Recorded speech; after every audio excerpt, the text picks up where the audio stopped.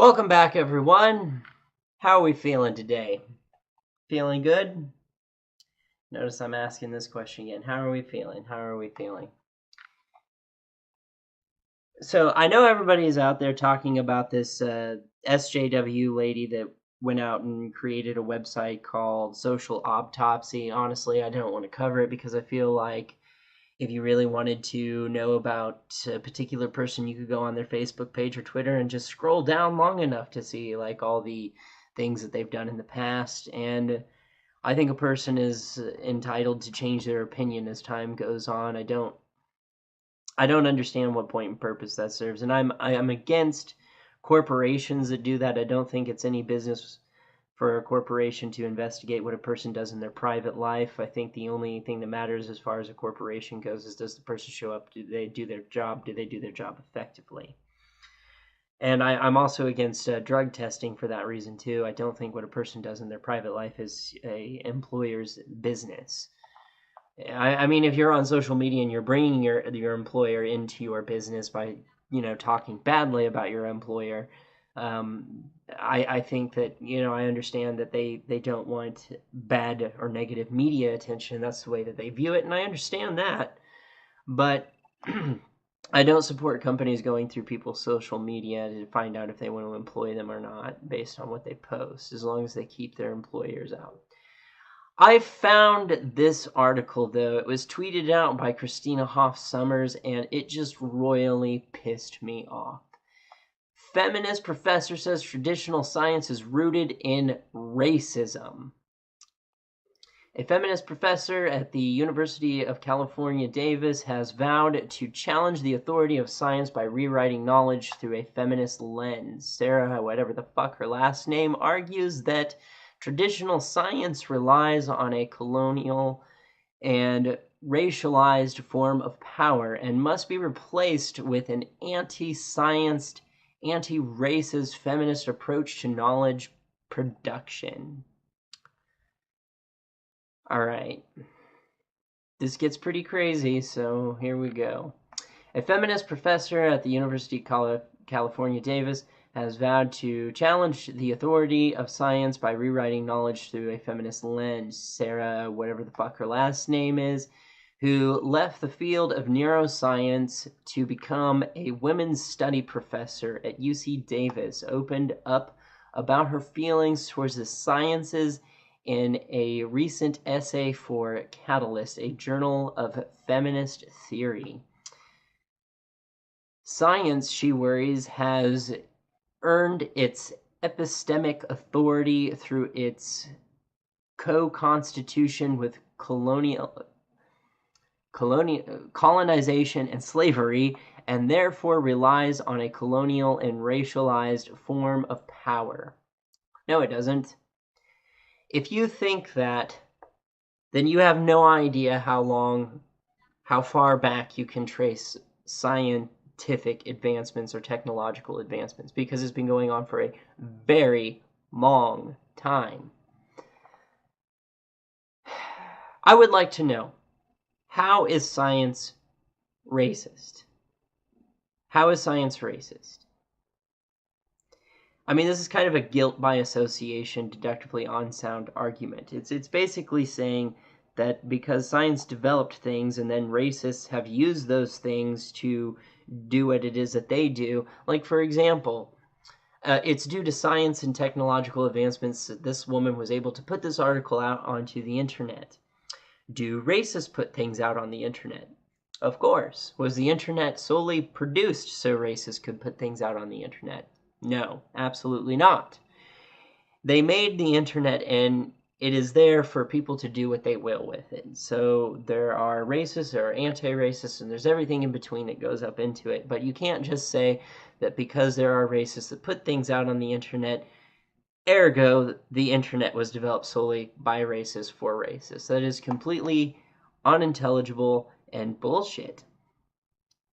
Not only is science rooted in racism, how? How is it rooted in fucking racism? She alleges it has been used to perpetuate racism and colonial practices. How is it used to perpetuate racism? yes, maybe the colonial people have used science to colonize places, but that doesn't mean that it was developed specifically to do so. Again, that's a guilt by association. That's a deductively unsound argument. At the root of the justification for social inequality, then, is Western science, she says, claiming that science's distinction between humans and non-humans has allowed capitalism to become justified as a natural economic system. No, no, no. No. I would not call capitalism or any form of government that we have natural. Anything that I would call natural as far as societal structure goes would be tribalism. That's something that's natural. The herd mentality. However, whatever the fuck her last name is hopeful that feminists can work towards creating new approaches that don't conflate science with truth. That just sounds weird saying that out loud. Approaches that don't conflate science with truth. So are we saying that if fact is only what we believe, then fact and fiction work as a team? There was a quote that I was given that talked about political correctness, saying that you don't need to be factual to be politically correct. You only need to have other people that believe that your political correctness is fact. Something like that. Basically, it was saying that people who follow the political correct strategy, they don't need things to be factual. They just need to be surrounded in an echo chamber.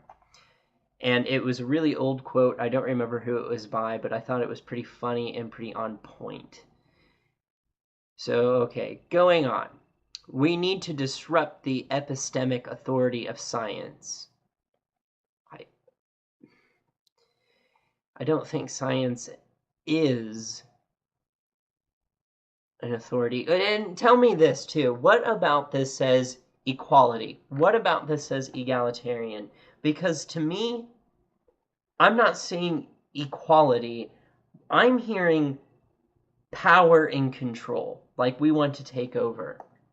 Not equality, not freedom. The assumption is that science equals truth. Whatever the fuck her name writes. I don't know how to say it. Girondano? I don't know. I don't know what that is. I don't know how to say her last name. Further arguing that this can be done by implementing a feminist science practice that explicitly unsticks science from truth. What? It is unclear what exactly, whatever the fuck her name is, means by separating science from truth, although Sarah has a PhD in neuroscience. That is an argument from authority. That's another deductively unsound argument. You have to believe me because I'm a PhD in neuroscience. Bullshit is still bullshit. It doesn't matter what you have a PhD in. From Emory University, she does not cite any examples of scientific knowledge that could benefit from a feminist intervention. And every time I'm seeing this word feminist, I'm thinking religion. It just sounds like religion to me. So you want to unstick science from truth. So basically religion. You want religion. She does, however, say that she hopes her essay opens up questions about what kind of scientific illiteracy we might embrace to destabilize science and remake knowledge production. You know, there is a specific type of bias that does occur in science, but it's not how you think it is. The best example I can give is, let's say they patent a particular drug that is designed to do a particular thing. Ketamine is an example for this. They use it to anesthetize people in the hospital. Then they come to find out that it makes people inappropriately happy. And there was a bias behind ketamine being used as a non-SSRI antidepressant, because the bias behind it is that, well, we always use it for this. And then they started noticing, well, it does make people inappropriately happy. maybe it could be used as an antidepressant that's a non-SSRI, and come to find out through research that it is completely possible and actually can prevent a person from even developing long-term depression. Same with Lamictal. Lamictal was developed as an anti-seizure drug, and then they later found out that it could also be used as a SSRI mood stabilizer. But see, there was a bias behind it that, well, we patented the drug so that it could be used for people with seizures, and then, so to use it as a mood stabilizer was a bizarre concept because they had that bias attached to it that it was for this particular reason. So that type of bias exists in science, but that doesn't mean that Lamictal still cannot be used to treat seizure patients, because that's what it was designed for. So it's still true. It's just that our bias didn't lead us to see that it could be used for a multitude of other things. But eventually we do discover that science is ever changing because it's not supposed to have an ego. It's supposed to be questioned. And actually there's a scientist that said that when you're in science, you can't be afraid of not knowing something. I think that was a theoretical physicist that said that. I forget, Feynman or something like that. Further, she concludes that by expressing hope that people will soon come to embrace an irreverent disdain for traditional science and instead practice feminist science religion, adding that this time for a much-needed anti-science religion, anti-racist, how is science racist, feminist approach to knowledge production. So I'm seeing all kinds of fallacies in here. There's straw manning, there's appeal to authority, there is guilt by association, all kinds of deductively unsound arguments in here. Inductive arguments, inductive reasoning, bad arguments, bad philosophy. But how is this pushing for egalitarianism? I'm not seeing the egalitarianism. All I'm seeing is we want to divide and conquer. We want power and control. We want to take over everything. And it very much makes it sound like feminism is a religion. Feminism is not a religion. The original definition of feminism was the equality between men and women. And I think that that's something that is a really good idea. And I think that it's something that should be practiced. There should be equality between men and women. But this is not equality between men and women. This is just basically saying, I think that men created science, therefore science is shit. And that's not the case.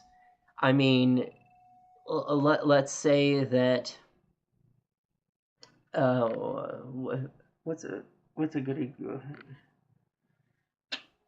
example? We'll change Isaac Newton into a female. If it was a female that came up with the law of gravity, we'd still cherish it just the same. It has nothing to do with the fact that it came from a male. Like, it has everything to do with the fact that he laid down the foundation for physics and natural law. I mean, so what are you going to say, that gravity doesn't exist because that goes against feminism? Like, I don't understand. This isn't about feminism. This is about a religion. And I mean, I would think that people would want to live in it. I don't think you would want any group of anybody controlling an entire society. You don't want men to solely control a society. You don't want women to solely control a society. You don't want any group of anyone controlling an entire society. What you want is equality, egalitarianism, and freedom, I would think. But it seems like there's a group of people out there that seem to think that dictatorships are a good idea, and I don't know why. So if somebody could please explain to me, I mean, I could tell you right now I don't agree with this, but I guess that was misogynistic before I even opened my mouth because I'm a male. But could somebody please explain to me how science is misogynistic or how science is racist. I would really love to know that because I don't understand or have ever thought that it was. In fact, science has been used quite a bit to say that we are all the same. I mean, the Human Genome Project broke, and it basically said that the genetic difference between me and this person is going to be the same as me and this other person who happens to be a different ethnicity. I mean, the human genome, basically human beings have the lowest genetic diversity and the longest genetic sequence. So science is basically showing that human beings, regardless of what ethnicity you are, we are all one species. We are all essentially just human, regardless of the color that we are. There's not a different species of human being. There's just one. So I'm not seeing how science is racist. In fact, they've actually done the opposite. They've actually kind of debunked racism using science and looking at genetics. And I mean, it's really quite a remarkable thing. I don't know how you could say that science is used for racism when it's been used for quite the opposite.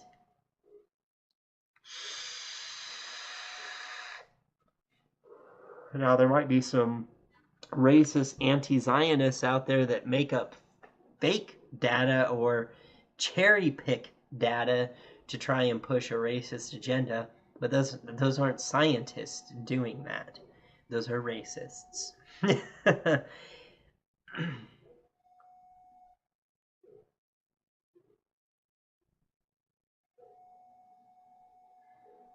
I It's so weird. I don't know why you would want to live in a dictatorship society. I don't understand this at all.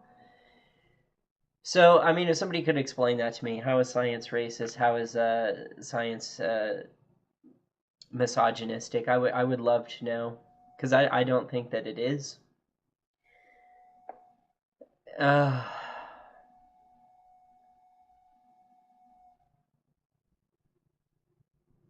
Ultimately, it was secularism that started pushing the bound. If you want to know what made women second-class citizens, it was religion.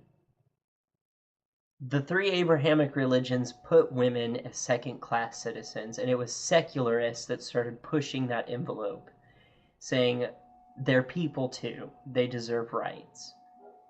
Under religious authority, under theocracy, women had no rights.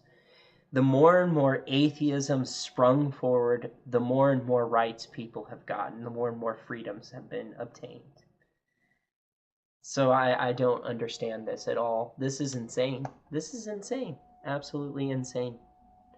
This was tweeted out by Christina Hoff Sommers, and it royally pissed me off. I don't understand why anyone would do this. So anyway, let me know what you think in the comment section below. Like, share, subscribe, hit the bell button. You know the drill. And seriously, I'd like to know this. I will leave a link to this article. I'll let you know it's kind of filled with ads. There are other articles about this out there, so I'll try and leave those in the description below as well. And with that, I'm out.